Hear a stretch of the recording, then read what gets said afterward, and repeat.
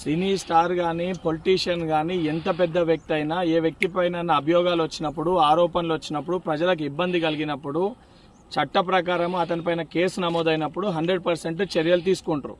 అల్లు అర్జున్ ఎంత పెద్ద స్టార్ ఉన్నా ఏదున్నా తన వల్ల తను అక్కడ వచ్చిన దాని వలన ఇబ్బంది కలిగి ఒక ప్రాణాన్ని కోల్పోవడం జరిగింది, ఒక ప్రాణం పోవడం జరిగింది. దానికి సంబంధించి ఆయన పైన కేసు నమోదై దానికి సంబంధించి ఆయన అరెస్ట్ చేస్తే, ఎందుకంటే ఇప్పటివరకు కనీసం ఆయన కండోలెన్స్ చెప్పడం కానీ ఆ ఇష్యూ పైన స్పందించలేదు.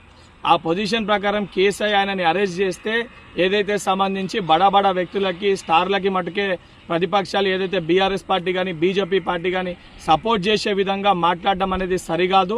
సామాన్యమైన ప్రజల యొక్క కుటుంబం ఈరోజు ఆ యొక్క సంఘటన వల్ల చిన్నాభిన్నం అయిపోయింది.